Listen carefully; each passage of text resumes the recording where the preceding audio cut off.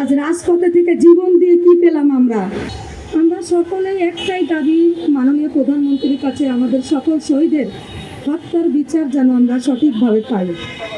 এবং আমার কিছু কথা আছে। আমার বড় ছেলে কবি নজরুল কলেজের স্টুডেন্ট, প্রতি মুহূর্তে সে আন্দোলনে মুখ ছিল।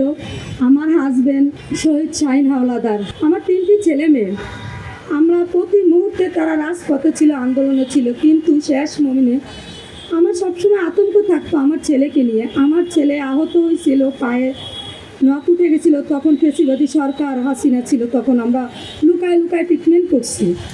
কিন্তু আল্লাহর অশেষ রহমত, আমার ছেলে ভালো আছে, সুস্থ আছে। 25 আগস্ট সচিবালয়ের সামনে যখন হাসনাত আবদুল্লাহ, সারজিৎ উপদেষ্টা তখন ছিল আপনার হাসিফ মাহমুদ, সকলকে যখন ঘেরাও করলো, তখন আমার হাজব্যান্ড তাদেরকে বাঁচাতে যায়। এবং তাদেরকে বাঁচাতে যেয়ে আমার হাজব্যান্ড খুবভাবে মাথায় গুরুতরভাবে আঘাত খায়। 9 দিন ঢাকা মেডিকেল হাসপাতালে ভর্তি থাকাকালীন, লাইফ সাপোর্টে থাকাকালীন সে মৃত্যুবরণ করেন। আমাদের শহীদের তালিকা হয় কোনো ভুল তথ্য বা ভুল প্রমাণ বা কোনো ভুল মিথ্যা আচরণ দিয়ে না, সত্য তালিকা, সত্য সব কিছু দিয়ে শহীদের তালিকা করা হয়। কিন্তু প্রথম আলো 52 জনের নামে একটা গ্যাজেটভুক্ত তালিকা, ভুয়া গ্যাজেটভুক্ত তালিকার লিস্ট তৈরি করে মুক্তিযুদ্ধ মন্ত্রণালয় দেওয়া হয়।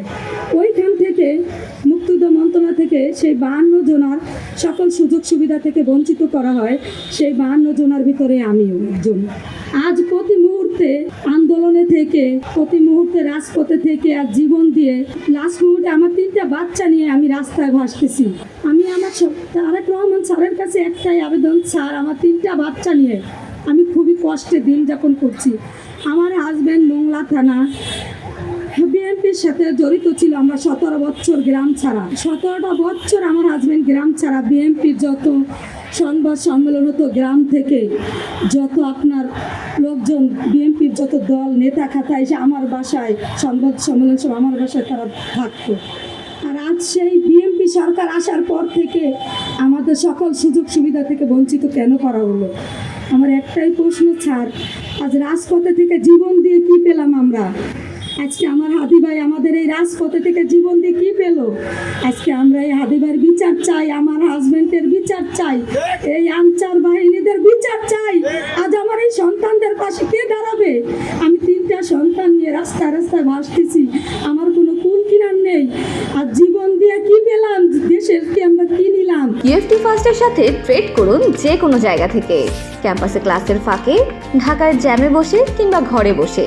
ট্রেডিং এখন হাতের মুঠোয়, তাই ট্রেড করুন যখন খুশি, যেখানে খুশি।